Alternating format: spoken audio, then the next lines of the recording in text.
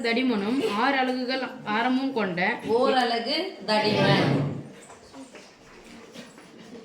ஏன் அந்த ஓர் அலகுன்னு சொன்னாங்க? ஓர் அலகுன்னு சொன்னாங்கம்மா? உயிரெழுத்து. அலகுன்றது உயிரெழுத்து வருது, அதனால ஒரு அலகுன்னு சொல்லக்கூடாதுன்னு சொன்னோம். ஓர் அலகு, ஓர் கூட்டல் அலகு, ஓர் அலகு. தடிமன் ஓர் அலகு. ஓகேவா? 6 அலகுகள் ஆரமும் கொண்ட ஆரம் ஆர். ஆரம் ஈக்குவல் டு h வட்ட வில்லைகளை h உயரம் கொண்ட வட்ட வில்லைகளை உயரம் h கொண்ட போட்டுக்கணும் சாமி. உயரம் h கொண்ட வட்ட வில்லைகளை ஒன்றின் மீது ஒன்றாக அடுக்கும்போது தோன்றும் புதிய உருவத்தின் வடிவம் என்ன? புதிய உருவத்தின் வடிவம் என்ன? இது ஒரு வட்ட வில்லை. ஓகேவா? தெரிஞ்சா பர்சன்? Yes miss. ஓகேவா? இது ஒரு வட்ட வில்லையா? இந்த வட்ட வில்லை இந்த தடிமன் சொல்றாங்கல்ல, இது வரைக்கு பர்சாமி இதான் தடிமன். இங்க இருக்குல்ல, இதான் தடிமன். ரொம்ப சின்னதா இருக்கு. அதான் எத்தனை அலகுன்னு சொல்லிட்டாங்க? ஓர் அலகு. ஆரம் இந்த மையப்புள்ளியில இருந்து வட்டத்தை தொடும் புள்ளி தான் சாமி ஆரம். 6 அலகு ஆரம். உயரம் சொல்லியிருக்காங்க. அந்த உயரம் எப்படி வருதுன்னு சொன்னா, இந்த வட்ட வில்லைய ஒன்றின் மீது ஒன்று வச்சு அடுக்கிறோம். ஒன்று மீது ஒன்று வச்சு அடுக்கணும்னா டேபிள் வச்சுன்னா தெரியும். நான் கையிலே இது பண்றேன்.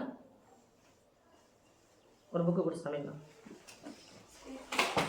புக்கு ஸ்லேட் இது ஒன்று.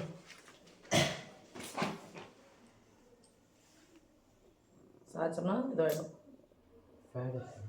பேட் வச்சுக்குவா. அப்பா பொண்ணு வச்சுட்டோம்.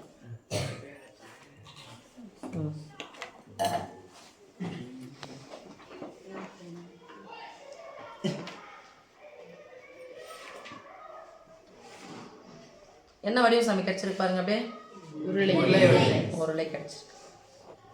உயரம் என்னவா இருக்கும்? உயரம் என்ன சாமி? அப்போ வட்ட வில்லைகளை கொண்டு அடுக்கி வச்சுக்கிட்டே போனா சேம் சைஸ். ரொம்ப முக்கியம். 6 அலகு ஆரம்னா 6 அலகு தான் ஆரம். ஓர் அலகு தடிமன்னா ஓர் அலகு தான் தடிமன். அதை வச்சு நம்ம அடுக்கிக்கிட்டே போனா கண்டிப்பா ஒரு உயரம் வரும் இல்லையா? அந்த உயரத்து பேரு ஹெச். என்ன வடிவம் கிடைச்சிச்சு? உருளை.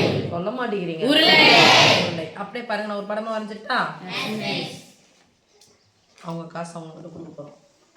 வச்சுக்கினே போனா